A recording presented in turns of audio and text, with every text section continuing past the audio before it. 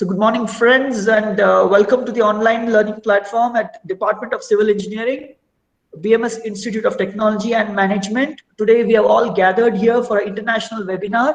We have a highly reputed, experienced speaker, Shri Vibhas Bhaumik ji, who is a civil structural engineer consultant. I'm very pleased to have him on this occasion, who will be enlightening you with respect to the career opportunities, with respect to industries. Now, let me briefly introduce you to his elaborate resume. Of course, if I will have to speak about his accomplishments and experience, I don't think this 1 hour or 2 hours would be enough. That's the amount of learning, and that's the amount of accomplishments he had in his lifetime. So, but to cut short, and I'll just try to briefly introduce all of you to Sir. Now, Sir has over 34 years of excellence in pre-engineered building technology and reinforced concrete structural design of major projects. And I'm talking in connection to oil and gas sector, power plants, material handling systems and equipment. I'm also referring to his vast experience with respect to seaport infrastructure, paper industry, and of course, aluminum smelter plants. Now, Sir has worked in India, Dubai, Doha, London, Italy. Presently, Sir is working as an independent consultant in United Arab Emirates. His experience with respect to the technical proficiency is inclusive of depth analysis and detailed design of structures. He is also instrumental in providing guidance to technical teams when it comes to blast resistant substation buildings. Okay, he's also dealt with projects and has provided guidance for 90-meter high telecom towers, 167-meter high flare stack structures. He has been extremely instrumental and pivotal when it comes to the EOT crane structural design, tank farm area, and so forth. Sir is actually also having an academic experience. He was also a part-time lecturer at Doha, Qatar, which is off-campus unit of University of Wolverhampton and the University of Berkshire. Okay, now his computing skills is something that all of you should make a note of. StatPro, Master Series, SAP, Math 3D, FDA 3D, a fast track. Now, let me tell you, all this is instrumental because he has learned a lot. Learned not just from experience during his stint with the industries, but also as a student. His accomplishments are very high. He did his master's in applied mechanics from Indian Institute of Technology, Delhi, IIT Delhi from 1995. He had accomplished his bachelor's of engineering, that is BE civil engineering from North Bengal University in 1985. He's also a member of several professional bodies, and he has professional associations with Institute of Engineers India, Institute of Royal Chartered Engineers, that is United Kingdom. Now, he also has a vast exposure to international codes. Now, I'm sure most of my students here have been referring to Bureau of Indian Standards, BIS. Now, Sir has knowledge beyond that. He has knowledge on British codes, American standards, Saudi Royal Commission Code, and the DIN standard. So I really believe that you have a very eminent person who is willing to share his precious time with all the young minds here. And I'm very hopeful that this interaction from Sir, the presentation from Shri Vibhas Bhaumik Sir, would definitely enlighten several minds, and I'm sure all of you kids would be inspired to take up a journey the way Sir has taken. Please remember, the learning continues, and that's what basically Sir is helping you today. He is sharing his knowledge that he has learned beyond his academia. So now we all understand that how important industry academia interfaces. We need to bridge the gap between the industry and academy. And this webinar, this international webinar, which is an effort from the Department of Civil Engineering, thanks to the support from Sir, is an attempt to make sure that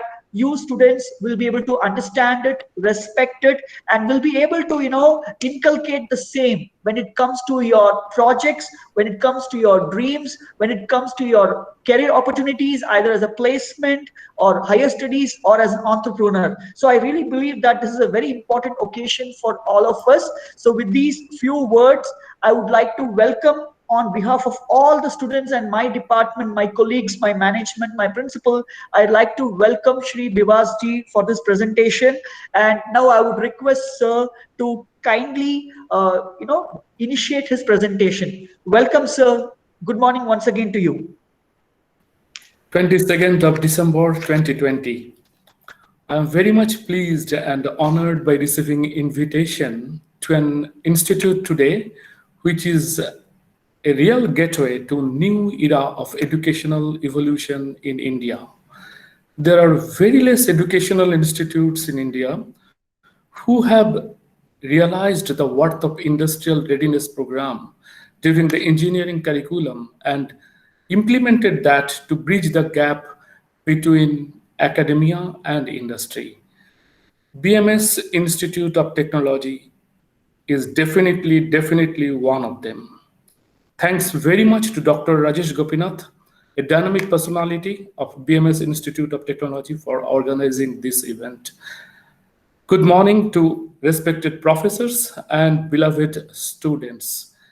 It is indeed a great experience to spend some sharing exciting moments with the sprouting young minds of India, who will be trailblazers to solve many industrial challenges in future decades and contribute to the national economy by suitable interface or integration of technological know-how and available commercial resources. Today, we will discuss the interesting avenues of engineering graduates in industrial fields while they're ready to fly out of the campus boundaries with their first passports issued by their alma mater. Let us start today's session. We are shifting to the next slide. I request students, we will discuss here all the avenues, which is the main theme of today. But after each and every avenue, if any student has any question, please feel free to ask me on the spot. You have full liberty to stop me and ask any question, or else you can note down your question. At the end of the presentation, we'll discuss all the questions one after another. So the slide which you can see now, it is really oil and gas plant. It is NGL, means natural gas to liquid plant. The first avenue to the industry is to grow as a structural design engineer. So what we do here first, analyze and design of industrial structures and foundation. What you see here, superstructures which are above grade level. You can see a nice clean part of a few distillation columns in an oil and in a gas plant, natural gas plant, and pipe racks, coolers, industry coolers, which are getting supported on steel structure. So you have to grow really like an artist before seeing these fantastic structures on grade. You have to dream, or you have to really visualize how can we do the design of this kind of structures on board or on your desktop. We started our career with the drawing board 35, 36, I think almost 39 years back. So time has given us additional information and access with various notebooks, various codes in the internet era. And you have got an opening to start thinking process of your designing the structures in an industrial plant or in an infrastructural facility like roads, bridges, flyovers, or in a water treatment plant, in a power plant, in an aluminum smelter plant, in different industry and infrastructure. So first bullet is analyze and design of industrial structures and their foundations. And the basics of this analysis is computer program today, which are really available in the market, internationally accredited, like as you can see, as Dr. Rajesh nicely told, StatPro or SAP, ProSteel. There are many softwares which can analyze the structures. But when we started our career, we used to do 2D analysis, two-dimensional analysis of suitable structural frames by using manual calculation method. I'm sure many of civil engineers have already heard of famous book Steel Designer's Manual or nice concrete structures analysis by Blodgett and Steedman. These are the fantastic books which we used to study along with our regular courses, and the books available in India in those days. So first step is analyze and design of industrial structures and foundations. Then understand the interface with other engineering disciplines. This is the beauty. When you start your career, you act as a civil engineer only. You understand only these steel sections, but you do not understand the pipes or the equipments or some other tools which we can see and some we cannot see, electrical cables or instrumentation cables, which are running below the grade in a concrete trench or in a buried trench. So second part is understanding the interface with other engineering disciplines. When you are doing the design of these structures, you have to do interface.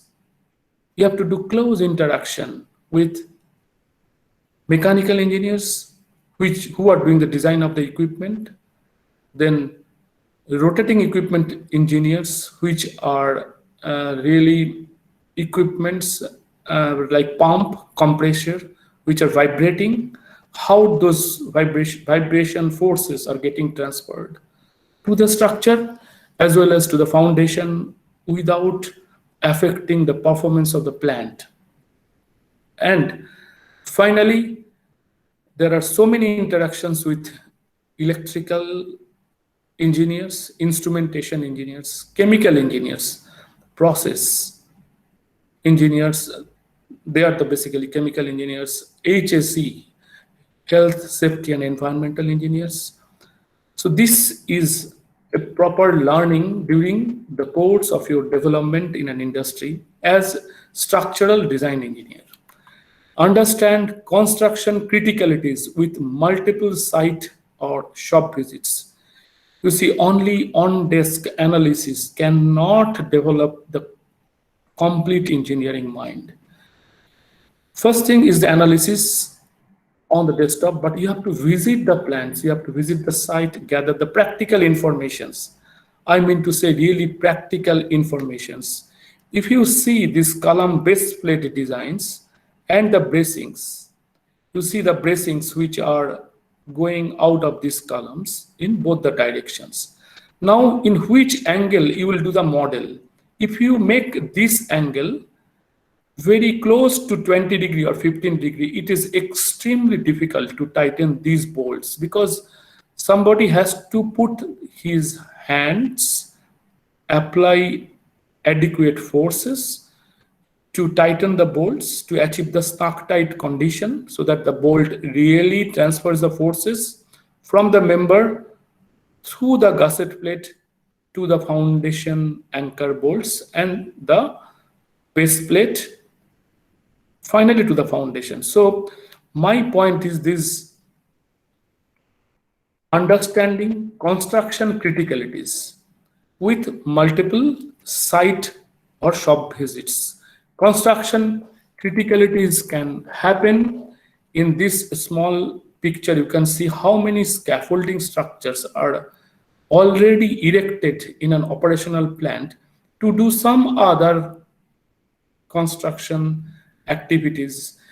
It can happen that when your company is working in an operational plant, there are simultaneous projects are going on. So interface with other engineering contractors, interface with other engineering companies' professionals is extremely important to understand the construction criticalities. Implement field learning in desktop design work. So what we are learning at site really, that we have to implement in our desktop design work when we come back with the site experience. In our time, when we really grew as a very good structural design engineer, we used to visit all the sites, not visit, we used to stay there, understand how my design and the calculations are getting transferred from the drawing board to the reality. Because a successful engineer is he or she who can really draw a nice link inside his mind or her mind, how to connect the industrial concept from paper to practice. So this implementation of field learnings in desktop design work and make construction crew life easy, satisfying the economics criteria of a structural design. We should not do the design of a structure in such a manner that it is very much gorgeous, or we waste a lot of money during erection and commissioning of a plant. So we have to remember so many factors while we are doing the design of any structure. It is only 30% work which we are doing from the mathematical formula of books, while we are calculating the forces in members, checking the stresses and doing the design. But finally, after completion of the design, this has to be fabricated at plants or sometimes at site. That engineer has to decide. Then when the fabricated part is complete, it has to be transported to the site. So this logistics, and then finally stored and erected and commissioned. So there are so many criteria in an engineering thought process. An engineer will be a successful engineer when he can link all these operations very nicely, integrate them in his thought process. Like I will tell you a simple example. You can see the distance between the anchor bolts here. You see the distance between, if this gap, if I keep it minimum to make my base plate or this anchor chair, this is called anchor chair because you can see the base plate is in, this column is such a heavy column that we have to put this anchor plate in 2 levels. So if I keep this distance between these 2 bolts satisfying the codal requirement, the 2.5D, 2.5 times diameter of the bolt, fantastic, it satisfies the load transfer mechanism, no doubt. But it might be difficult to insert the hand in a critical place of a column while we are tightening these bolts with a lock nut above.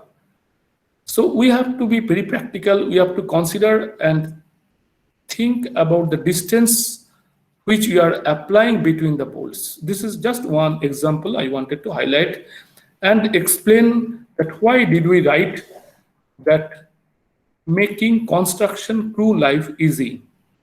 Otherwise, you will get continuous phone calls from site while they are erecting the structures. You have to fly. So essence of your design is getting reduced because you are wasting time in the project completion, accomplishment, date, target. So this we don't want to do during the project work progress. We want to do the design in such a manner so that it is an easy tool. Then prepare, finally, slowly when we are expert in the design, we prepare a complete tender document. that before floating a project in the market and before inviting the bidders who will really quote the project from design, build point of view, we have to prepare a fantastic scope of work which will clearly tell them about the scope of work, the codes to be followed, specifications for the project, timeline of the project, and if they fail the timelines, what are the punishments, what are the liquidity damages caused, because end of the day, time is money. So an excellent engineer who will have all the exposures in the 4 bullets above, he will have a clear guideline to prepare a complete tender document and learn all the steps in any multidisciplinary project. Because he is the successful guy who understands the minimum role or minimum interface from other engineering disciplines in his or her own engineering discipline. In such a project, it is the involvement of all discipline engineers. So it is very important to understand others' requirement and then develop our own design to make it happen, construct, erect it without any difficulty at site.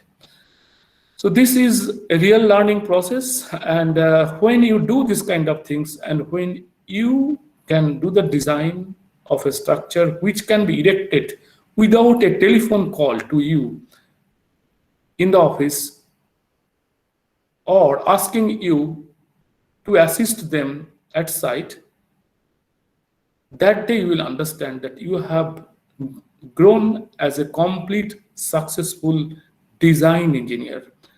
Believe me, this is a creation. Without creative mind, you will not be able to visualize the structure which is going to be built. Right now, many of you or few of yourself might be might have faced the StatPro software, where you will see the libraries are available.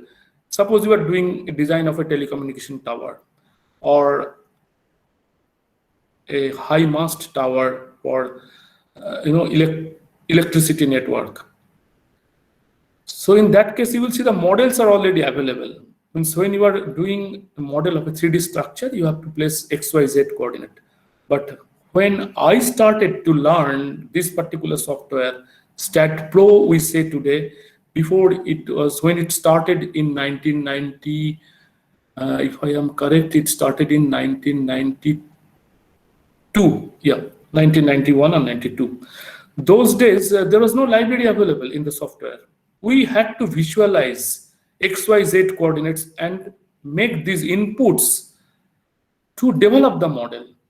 Like a 3D structure is in your mind, and you are placing each and every node to create the nodal joints of the structures, and then joining those joining those nodes to create a structural member.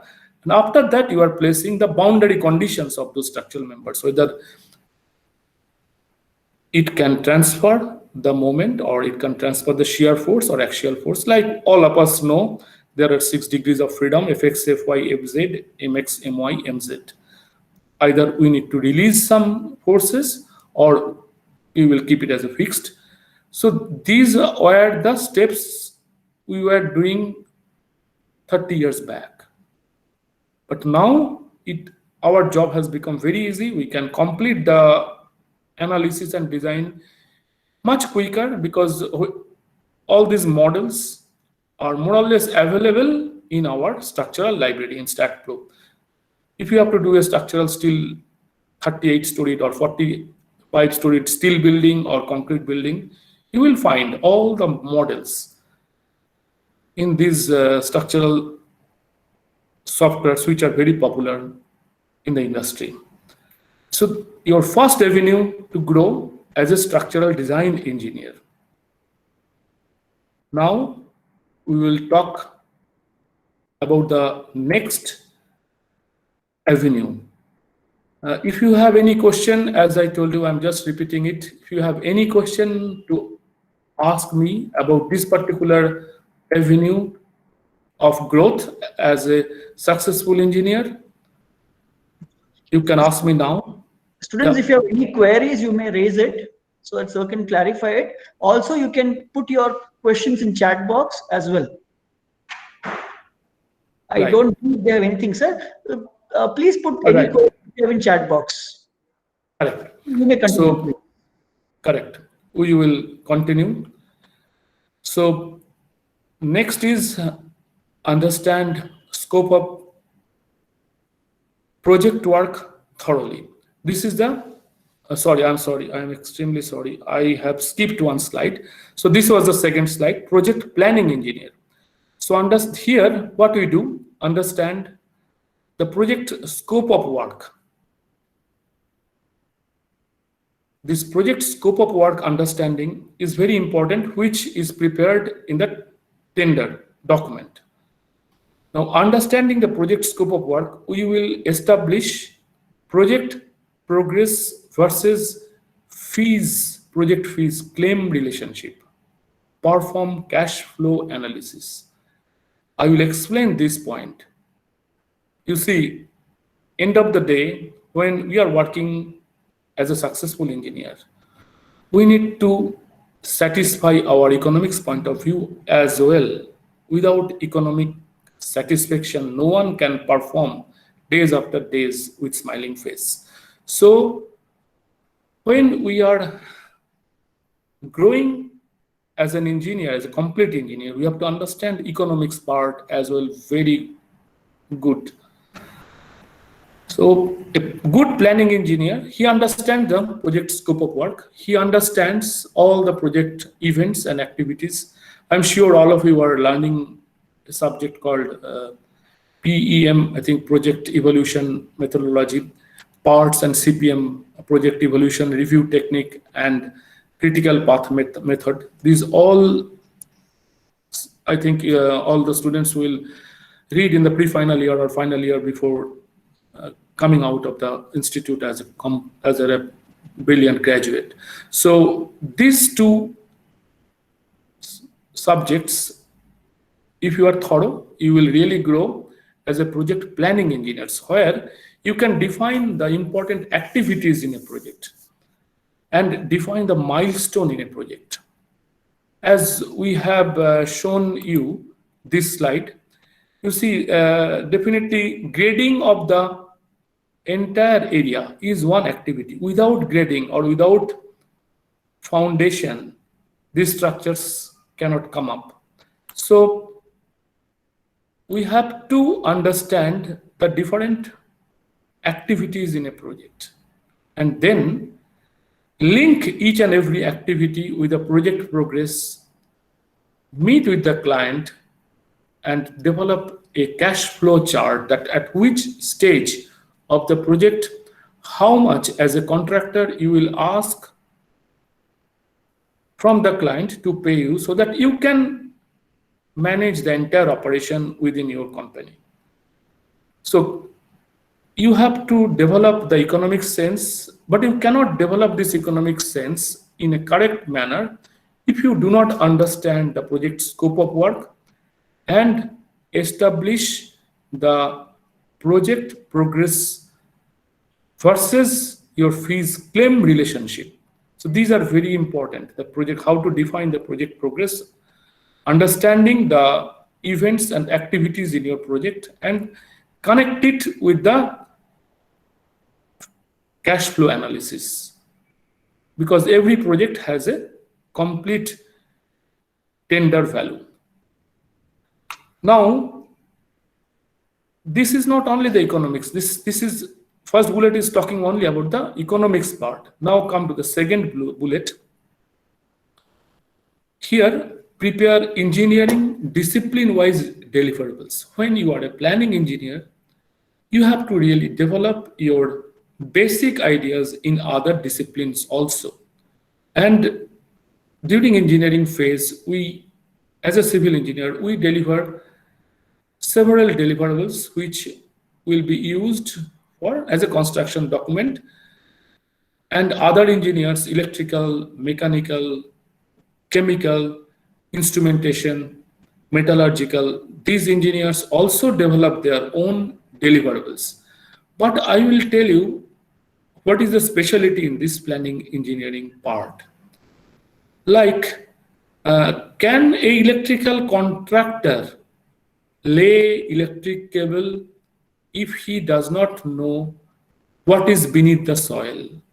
So doing the underground survey and excavation is the first activity. Then after that, second activity is laying the electrical cables. So as a planning engineer, you have to understand that which activity comes first at site, which activity comes second. Accordingly, you will prepare the engineering discipline-wise deliverables. Deliverable means survey, geotechnical survey, scope of work, this is a deliverable. Geotechnical survey reports, it is a deliverable. Topographical survey, underground survey, these are all engineering deliverables. When an architect is developing, he will prepare the architectural design basis, then the schematic diagrams, and then he will develop the final finish or architectural drawings using 3D Max or other softwares to satisfy the client. So definitely an architect depends on civil engineers about the layout, and other discipline engineers also about the layout of the equipment. I will talk about a simple substation where so many electrical equipment are there, right from switch gear, transformer, and all other electrical panels, batteries. So when we are planning, we have to understand best which discipline engineering is the first activity and which is the second and which is the third before giving the final project to the client. So this engineering discipline wise deliverable is also a very important part in the engineering workflow program. Accordingly, we have to link these deliverables with the payment from the client. Because suppose in a project there are 5,000 engineering deliverables and 6,000 construction deliverables. But when we are developing it, how we will link with the project progress and how will we charge back from the client after development of first phase or second phase deliverables. This also to be understood well by a planning engineer. So he should have or she should have a complete idea about the overall project flow of work. He or she will not have a detailed knowledge. How can we reduce the thickness of a column base plate?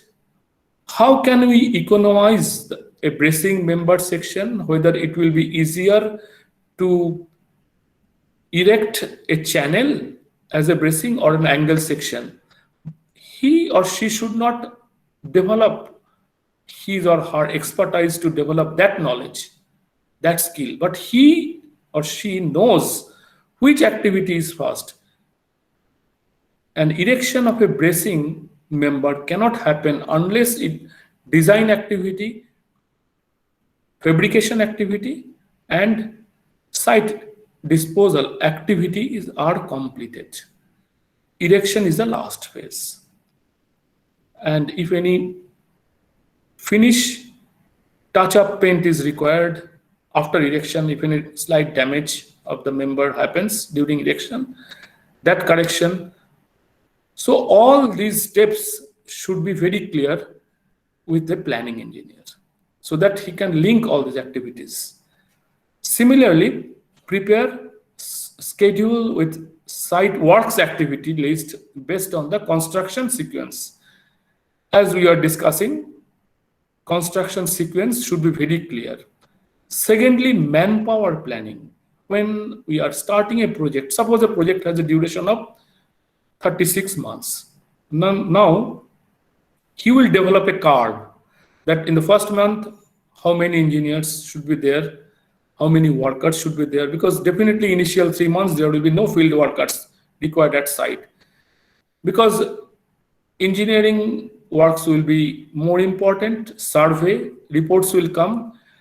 So the laborers will be required at site when the construction drawings are ready. Initial phase engineering, manpower planning, then up when the engineering phase is 50-60% complete, approved by the client, we are going to start the construction activity. Accordingly, we have to plan the manpower planning. Vendors supply of items. As I was telling you that in this plant, there are many items to be delivered by a vendor. Suppose these are the columns or distillation units you can see. This is the horizontal exchanger, steel structure, electrical cables, instrumentation cables. So these all are developed or given by different vendors. How the vendors are supplying, because if just think about a practical thing, if a transformer supplier in a substation, he has completed the manufacturing of transformer and he has delivered it to the site, but erection date of that transformer is after 6 months. So this instrument, if it is not properly stored in a proper manner at site, definitely there will be some damage, or we will see that it is malfunctioning after the erection and commissioning. So we have to link all these activities, when vendor will supply, when it will reach site, and when it will be erected. So a good planning engineer will keep minimum gap so that storage cost at site is not much more.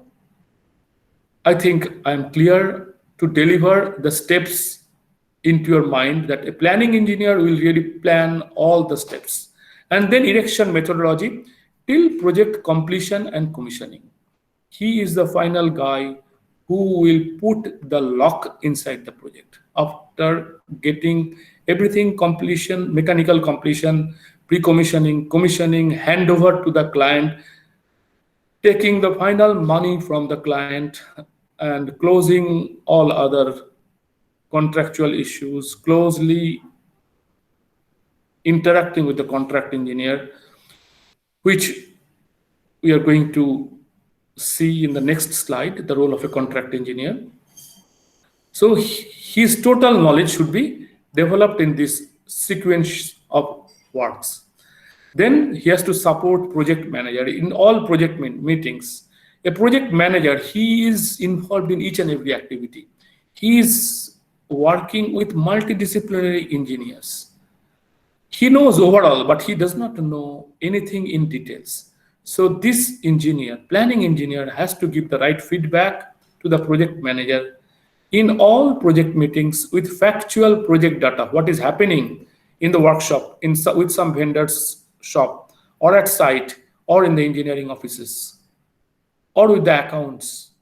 So this man, planning engineer, will give all data nicely to the project manager in order to avoid any conflict between the stakeholders. If he gives wrong information to the project manager will be totally confused. So there are so many stakeholders in a project before commissioning or the final startup. So he is the guy who will give the right feedback to the project manager during the project progress meetings, what is the status. This is his main role. And he will develop himself in a company, a team leader or a planning manager. That is his goal, to develop in this industry. We are coming to the next step, that is project contract engineer. This is really a very vital role. What I have seen abroad, I will tell you a small difference between Indian scenario and scenarios in abroad. Here in India, we have seen people who deals with the contract engineering positions. They are having engineering degree. I do not know exactly present situations, but when I left, or even 10 years back also, I knew that they are only having engineering qualification. But when I was linked with all engineers abroad, I have seen in US or UK or here as well in UAE, we see these contract engineers are having legal degree also. Because sometimes in any big project, the fight starts between end user or client and the contractor related to some scope of work of the project. Suppose there is a project where you have to build a 38-story steel building, residential building. That is the scope of work, and that is how the contract is awarded. Suddenly, during the development of the project, the owner of the building has realized, no, I have done something wrong. I did not think one important issue. If any fire happens in my building, how the residents or the occupants will come out. So I need to develop a helipad at the top of the building, rooftop of the building, so that a helicopter can land and rescue the residents. So this was not in the scope of work. This is an additional thing. Now, you see, I have got the contract with a right valuation of my resources and engineering manpower and my skill. And I've started the project.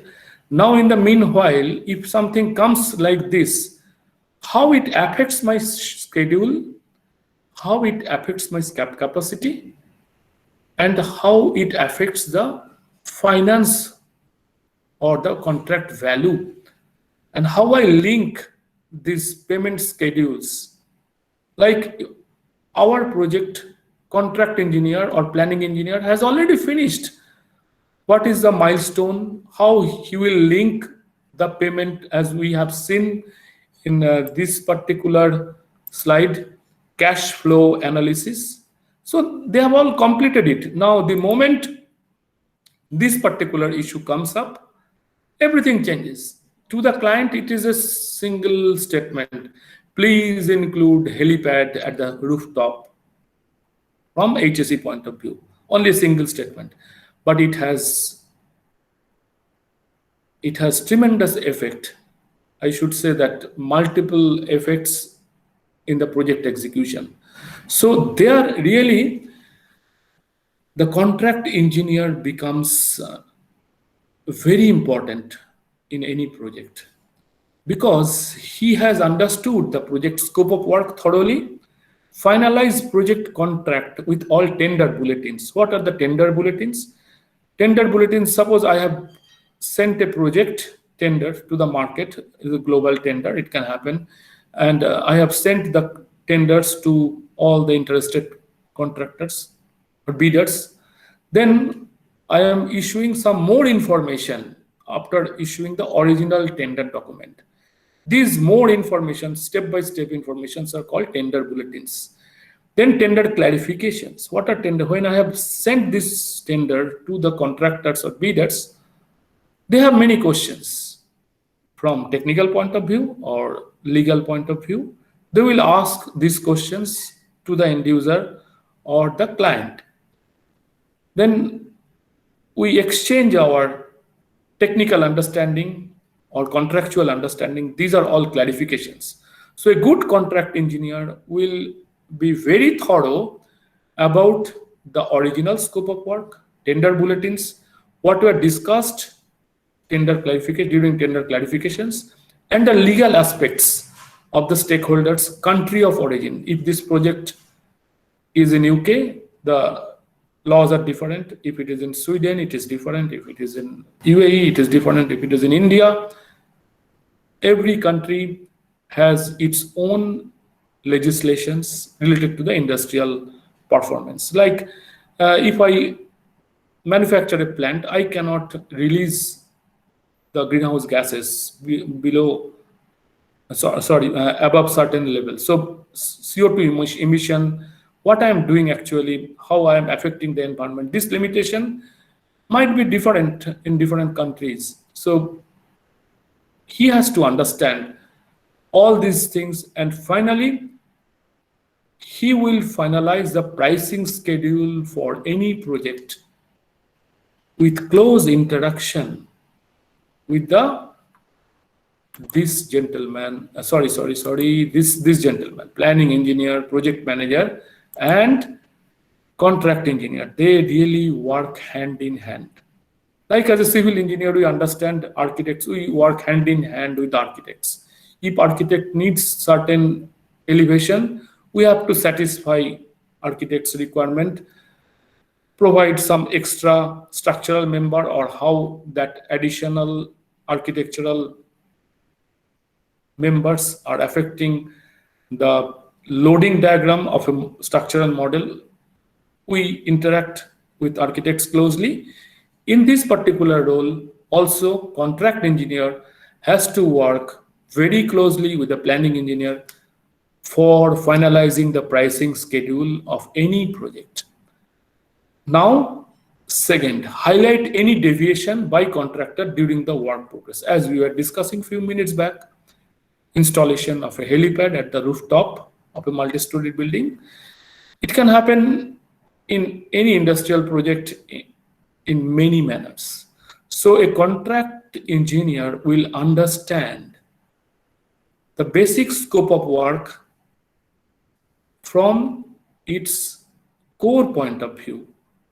Again, I am saying he should not be, or a contract engineer should not be very thorough in the structural design or the modeling, but he will be very thorough about the concept of the project, contents, scope of work, and then finally, if any change comes, he will raise a flag. He will issue design change notice. To whom? To the client who is paying a contractor. Accordingly, he will flag up time impact and potential cost impact in the project. My project schedule was, say, for 36 months for a 90-story steel building. Now, after addition of new features in the building, it might be up to 40 months, might extend up to 42 months.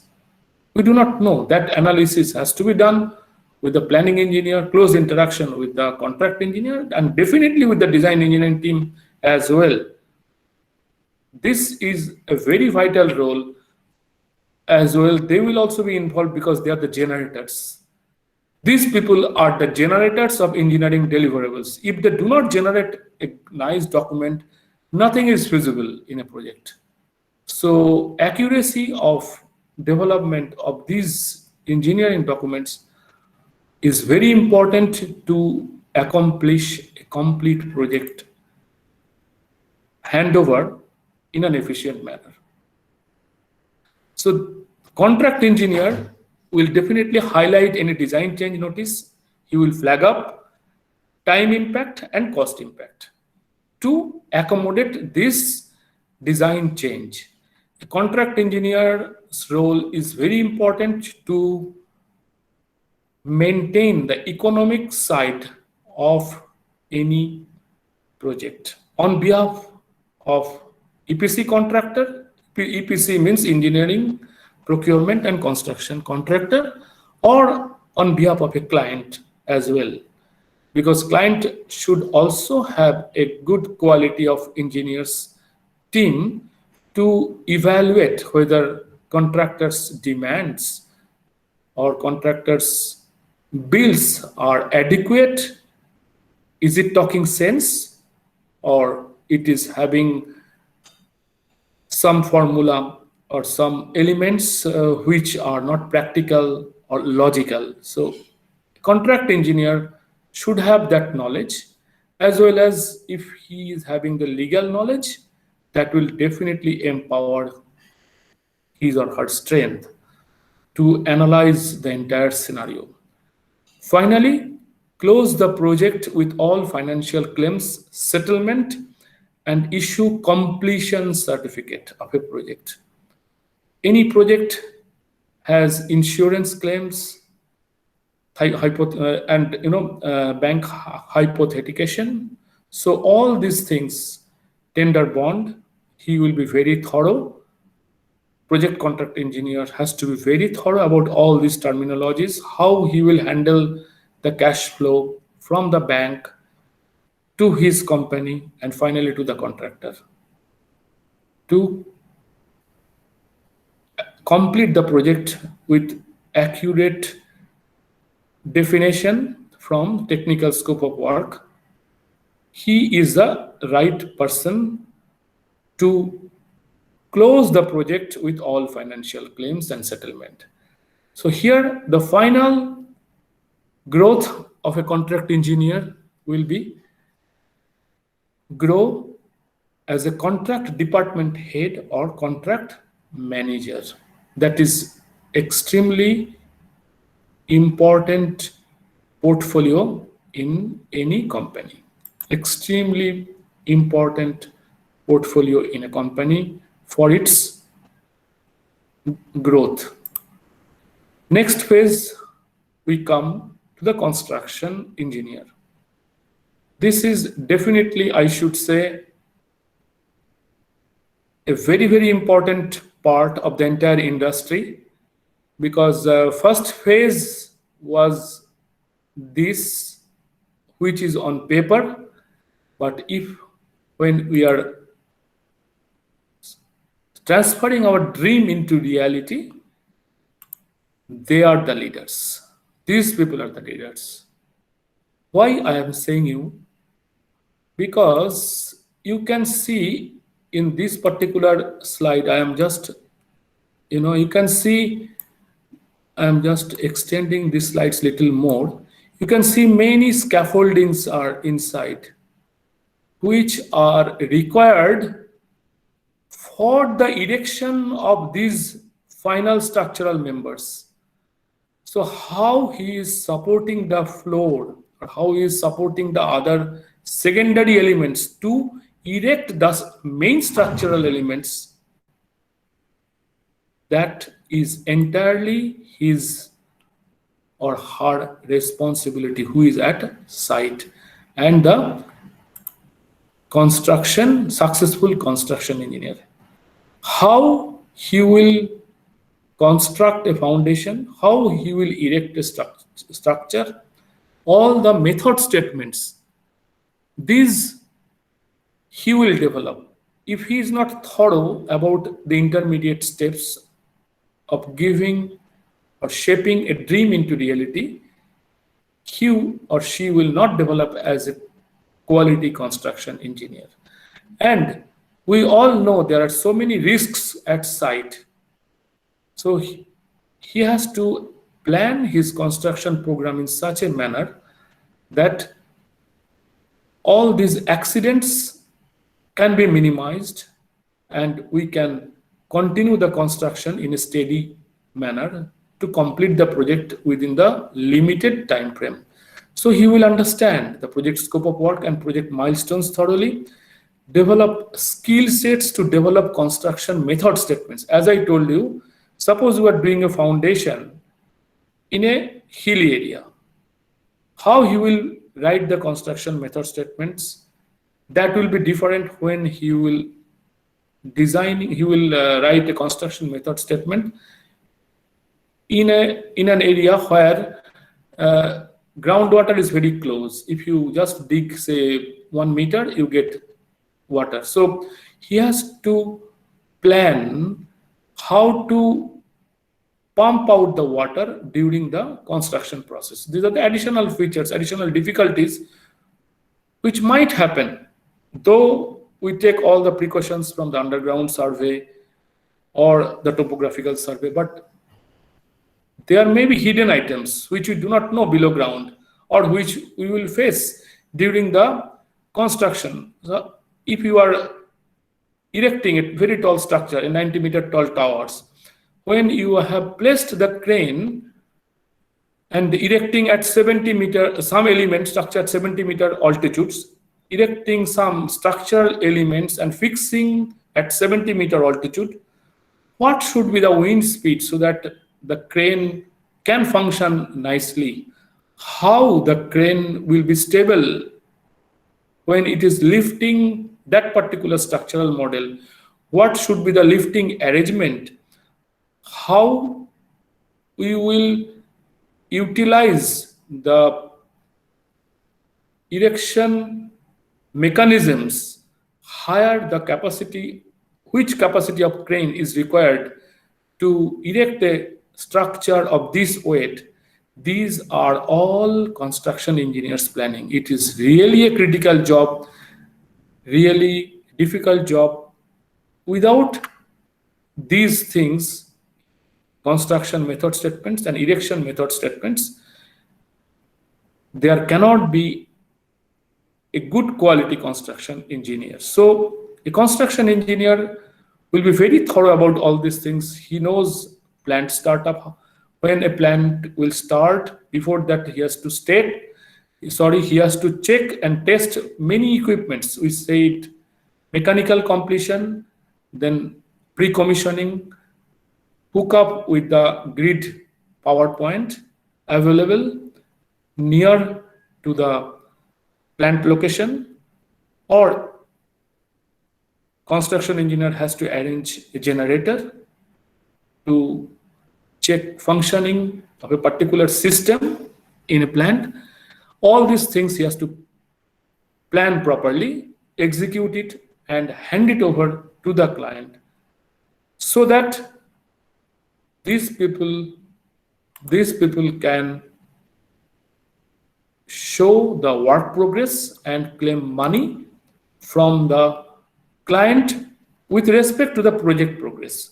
So construction engineer is a very, very important tool in any project. Develop good understanding of basic structural design parameters. Yes, if construction engineer has just basic understanding of the design flow path, that makes him very efficient, because if he or she faces any problem during construction of any element, quickly at the field they can complete the alternate design based on the situation what they have faced. They are not coming back to the design engineer at site, who will again reevaluate the new model or reevaluate the total method and come back to the construction team with the revised solutions, because that has a time impact. In order to overcome this kind of scenario, if a good construction engineer has basic structural design concept, they can take on the spot decision based on the new findings at site. So develop good understanding of construction planning packages, simultaneous activities at site, and sequential activities. Simultaneous activities in site I already highlighted. Suppose there are 2-3 contractors working at site and plant is operational. We cannot stop a plant for number of days, because ultimately a production loss means it is a loss for the end user or for the company who are running the show. So construction engineer will understand how he can function when simultaneous activities are happening at site. Most importantly, he will develop the quality to satisfy client always to receive construction completion certificate. He will develop quality product. If he does not complete or does not erect or construct a structure with neat finish without any damage, definitely client will be angry. There will be a misunderstanding between both the parties. There will be so much altercations, and a lot of hassles will come when contractor will ask for money from the client. So a good construction engineer, through his construction planning and construction quality products, he or she can smoothen the flow, cash flow path, and avoid many hazards at site. So this ultimately can lead a construction engineer to a position as construction manager or a project director. As I told you that in an EPC company, engineering, procurement, and construction company, there are three elements: engineering, procurement, and construction. Now, if the total marks are 100, I will say engineering does not cost more than 7 to 8%. Engineering activities, I mean. But it has huge importance. If engineering development is wrong, everything down the line will be wrong. So importance-wise, it is very high, but the cost-wise, it is only 7 to 8%. Now, P part is procurement part. It might be 30 to 35%. What are the equipments, materials, bulk materials as a civil engineer, then electrical cables, cranes, so many things are procured to be procured during the construction. So procurement will consider 30 to 35%, but the majority of the cost comes from the construction engineer, which is really 50 to 60% in a project. So this is a very important part, and I have seen in my career that a good construction engineer finally, with his thorough knowledge in construction and more or less good knowledge in engineering activity and procurement activity, becomes project director or sponsorer of a project, which is very, very important. Now, next step, we will come as geotechnical engineer. It is not very important through the entire phase of the project, but it is extremely important at the initial phase of the project. Extremely important, because these geotechnical engineers, they finally decide the cost of foundation and cost of the expenses during construction activity. How? I will give you a simple example. All of us civil engineers, we know the terminology called bearing capacity of soil. Now it differs as we go deeper. In the same place, if I find a soil sample at 1 meter deep below grade, there is certain bearing capacity. If I go down, definitely bearing capacity will be much more based on the soil profile or in the bore log profile as per the geotechnical survey report in the boreholes. So geotechnical engineer can define the type of foundation, what we should use, and the depth of foundation. Suppose for minor equipment at site, which are not weighing more than 1 ton or maximum 1.5 ton, he or she, geotechnical engineer, is defining a depth, founding depth of 1.5 meter without doing analysis or proper calculation of the soil pressure bulb developed below the foundation and what is the settlement, equivalent settlement, allowable settlement, and the bearing capacity of the allowable bearing capacity of the soil. So these are the real analysis, and the outcome of this fantastic analysis is to define the founding depth and the type of foundation. So as I told you clearly, geotechnical engineer has a very important role to finalize these basic construction activities at site and to finalize geotechnical report, scope of geotechnical engineering, which are the key issues in downstream engineering parameters and detailed structural design. So a foundation design will be completely governed by the input from the geotechnical engineer.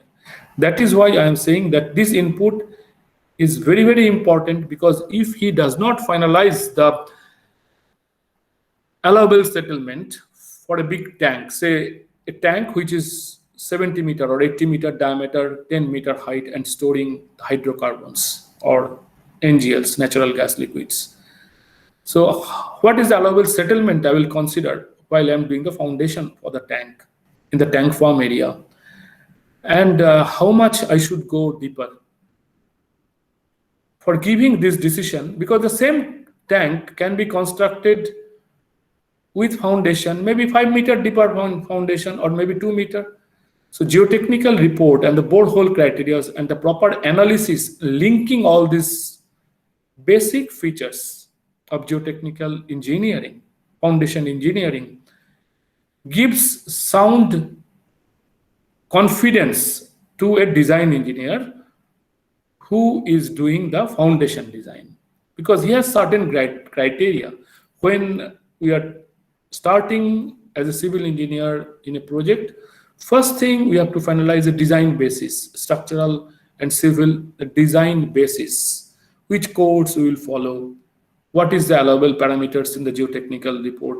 So this geotechnical report will give the complete guideline that the water table is 2 meters below, minimum founding depth is 1 meter, then the dynamic parameters of soil for doing the foundations of vibratory equipments like pump, compressors. So this geotechnical engineering is very important in the initial 5 to 6 months stage of the project. Now they get familiarity with the lab tests required. What are the tests required for the soil samples which are disturbed or undisturbed, collected during the geotechnical survey operation by the survey contractor? He will decide the lab tests. So he has an important role to minimize the cost of the entire geotechnical program in a project, because unnecessarily he will not specify the lab tests which are required, which are not required. Suppose I am doing the design of a 2-story building only. I do not need to know the dynamic soil parameters. Only 2-story residential building. I will not do those tests. I will not do the core test. I will not do the cross hole test to know the seismic parameters of soil in a non-seismic area. So while we are doing the seismic design, earthquake resistant structures designs, what are the exact parameters required for a design engineer? He knows, geotechnical engineer knows all these things, and he will suggest what are the relevant tests to be required, either a cross-hole test or in situ some other type of test to know exact site spectrum, so that a design engineer, structural design engineer, can follow that spectrum during earthquake resistant structural design. So his input is very, very important at the beginning of any design activity at site.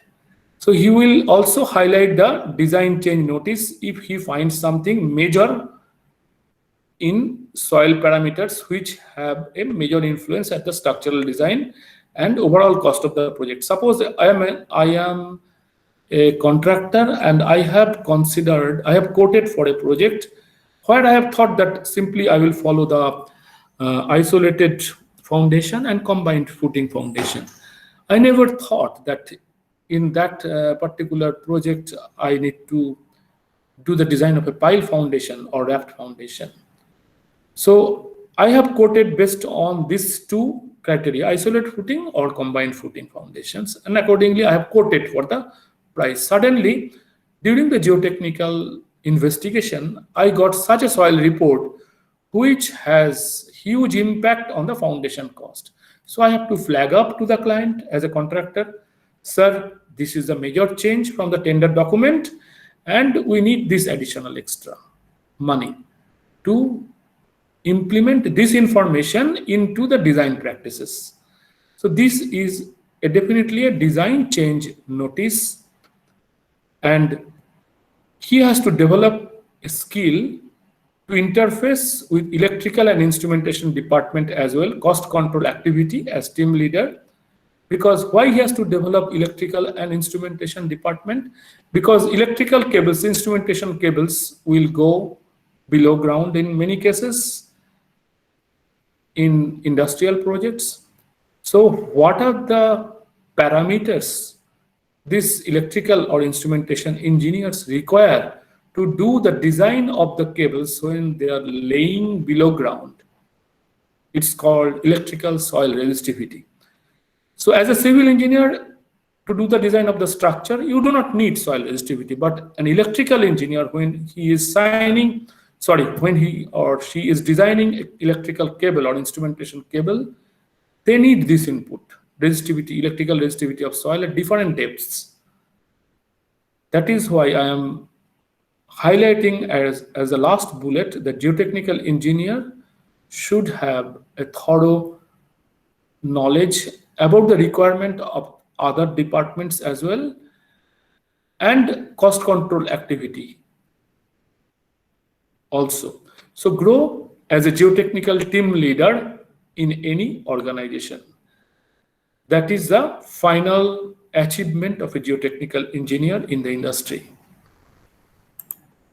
Then we will come as a transportation engineer. You can grow in an infrastructural company as a transportation engineer, while you have to do the design of the railway routes,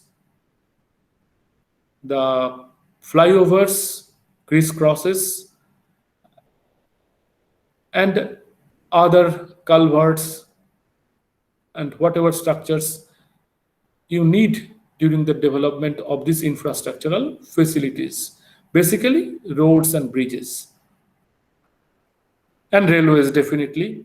So understand the scope of project is very important. Complete traffic survey we have to do. Suppose you are building a highway where you have a different traffic volume and different traffic parameters, but you are doing the design of another road which is having military truckload. Suppose close to borders of India, you are doing the design of some roads where military trucks or heavyweight military equipments have to move. So those road designs have different design basis. So transportation engineer will be very thorough about the traffic survey, finalize the design basis, and accordingly he will start downstream engineering developments and transportation systems associated structural design. What are the transportation system associated structural design? I mean, when these roads are going through the tunnel, or these roads are going crossing some need some culverts, or getting elevated to some extent, need a flyover. So those infrastructural additional requirement also should be in good knowledge of a transportation engineer. Get familiarity with the geotechnical reports. He should be very thorough how to read the geotechnical report, understand end users wish lists. Initially, a transport authority is asking for a 4-lane road or 8-lane road, and what are the parameters of the pavement, shoulders of the road. Everything should be very clear, and this is how they should develop their knowledge. Like I will say, in Middle East, we see when we are going outskirts of the city, we always see two-way road, and in between the ways, like one is going upward, another is coming downward, in between the median separators, these median separator widths are much more. Why? Because transportation authority, they want to put plants in the median. So if the plants are there, I have to definitely think of a system how to water those plants. But it might not be the criteria in another country, road design systems. So a transportation engineer has to be thorough about the requirement of the end users' wish lists. How a transport authority wants to see the design, how a transportation authority likes a landscaping, like it is a roundabout type design or signaling system. Everything, a transportation engineer will be very thorough. They should be thorough in town planning, city limits, and optimization of space and cost. Because the more area you are covering in your route plan, in your road plan, the cost is getting more. So a very good transportation engineer will do the design of the road alignment, route selection in such a manner it will minimize the cost of the project. So this is another avenue of civil engineers to grow. Others are very similar. Design change notice, which we have already discussed.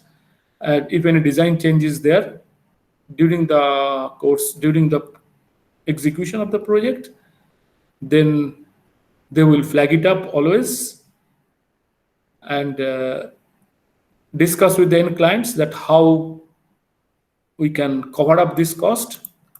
These are the main features to grow as transportation engineer, as a transportation team leader in any organization. Next is HSE engineer. This health, safety, and environmental engineers. This is very close to the construction engineer. Construction engineer writes construction method statement, but how that construction activity will happen without any accident at site. Because if any accident is there, there will be lost time. So it is lost time means loss of money. The project schedule will change. So this HSE, health, safety, environment engineers play a very important role in during the construction activity of any project. How they play their role during pre-commissioning, demolition of any structures, and commissioning of activities, they prepare their own method statement.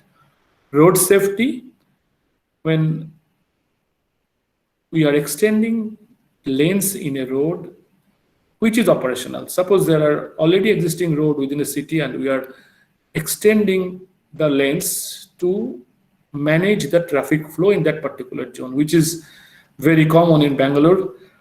So to give real peace of drivers, to the drivers, to the car drivers or the passers-by, we are extending the road in many cases.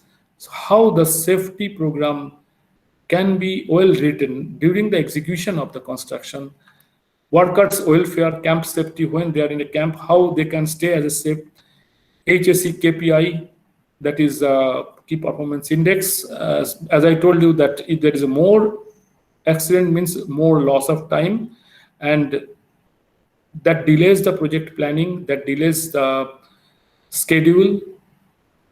These things are the activities of an HSE engineer, so that in a hot and humid environment like like Middle East, heat stress requirements are there. Many laborers, when they're working at 50+ degrees centigrade temperature with such a humid environment, how they should work. They should have a rest shade. They should go back to the shade after a few hours continuous work.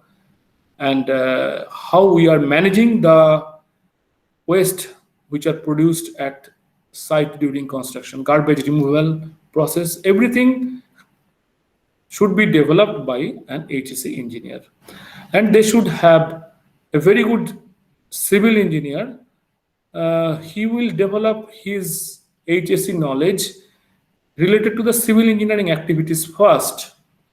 But when he has been effectively doing all these things at site related to the civil engineering activities, slowly he will become expert to develop his knowledge,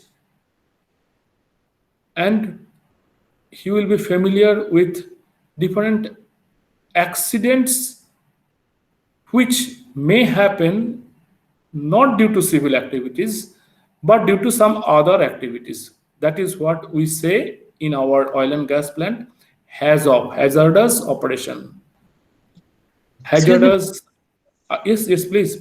Sir, I'm sorry to interrupt you. I had organized the session up to 1:30. It may get disconnected after that, sir. All right. What is the timing, sir, now? It is only 10 minutes, right?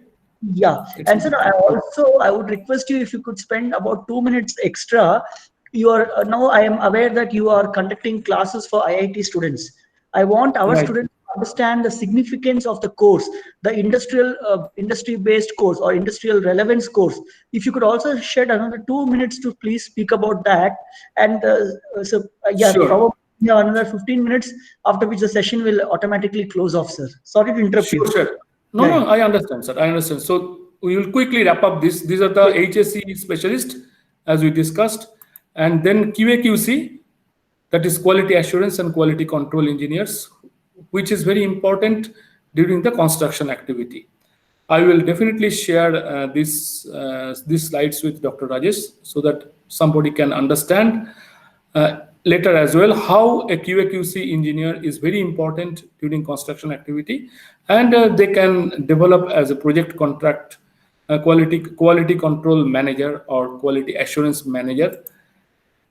That is the final goal of a QA/QC engineer at site.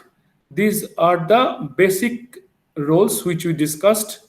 We have quickly wrapped up this HSC engineering role and QA/QC engineers. Basically, QA/QC engineers are checking all the accuracy of the construction so that construction has, this is a third party type of inspection, construction has happened, has taken place as per the design basis and specification and the drawings.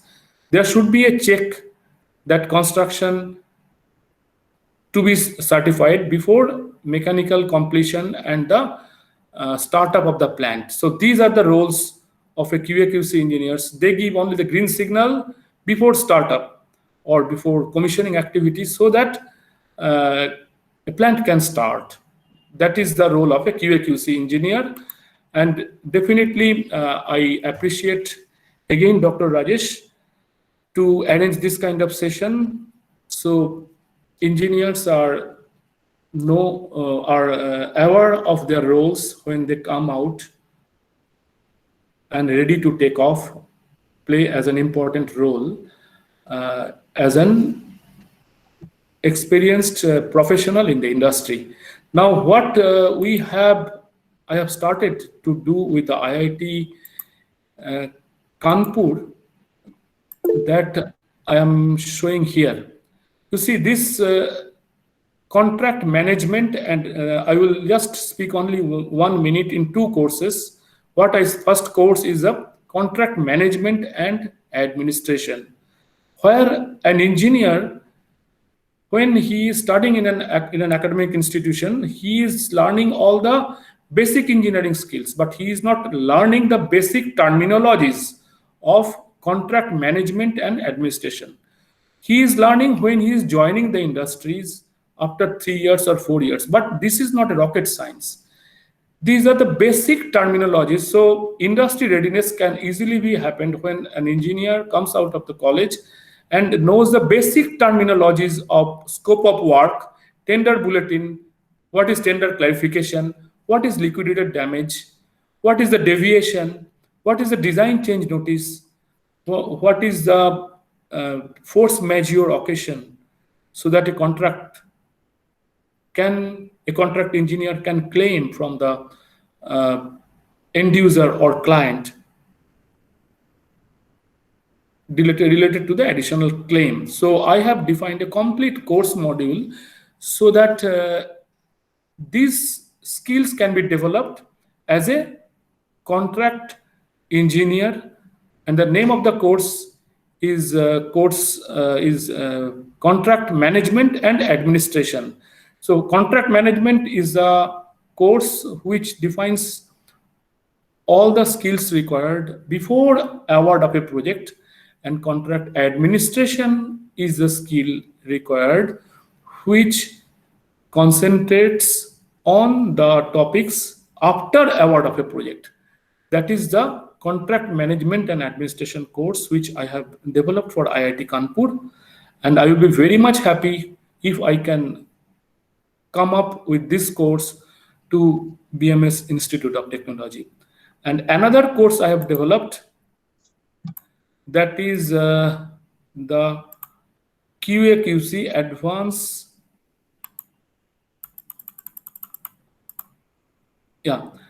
Quality advanced quality assurance and quality control requirement and HSC engineering practices. So that particular course that particular course attacks this slide as well as these slides, these two, because these two roles are very vital during the construction activity. As I told, that HSC plan is definitely required before any construction activity, because we have to avoid loss of time during construction. We cannot waste time by creating accidents at site, losing manpowers, and delaying the project progress. So what are the steps how a civil engineer can learn the basics of HSE steps, so that when he comes out of the college after management training in any good organizations, he can straight away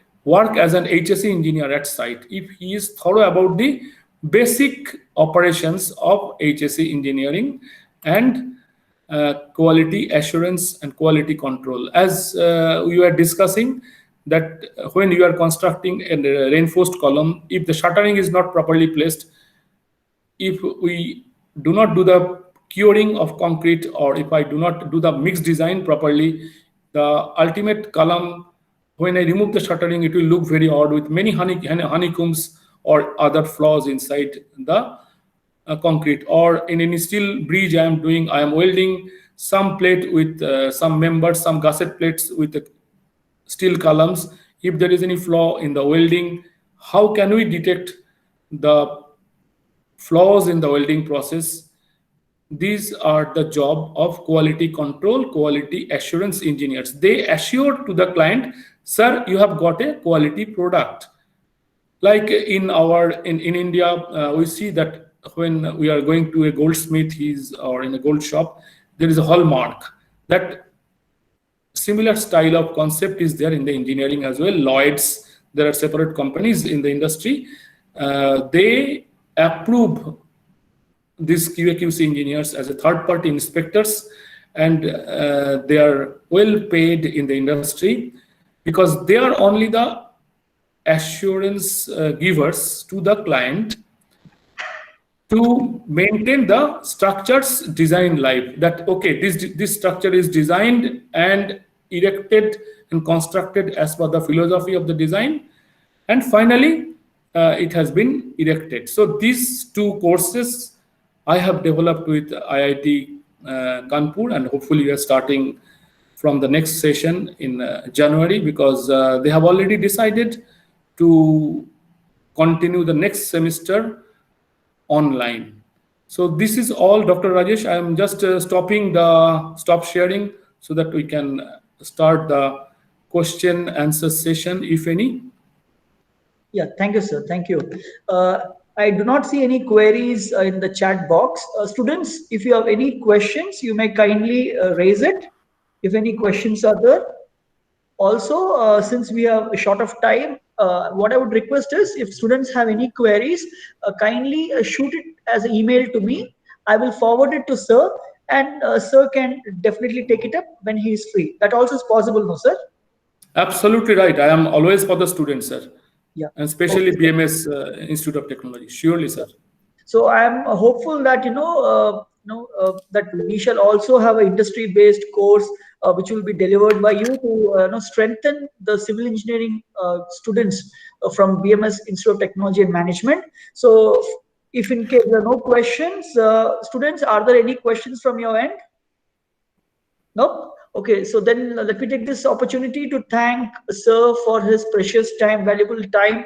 And I'm sure he has shed a lot of light on the various opportunities with respect to the domains and specializations of a civil engineer. So which means that students, you can spread your tentacles across the globe.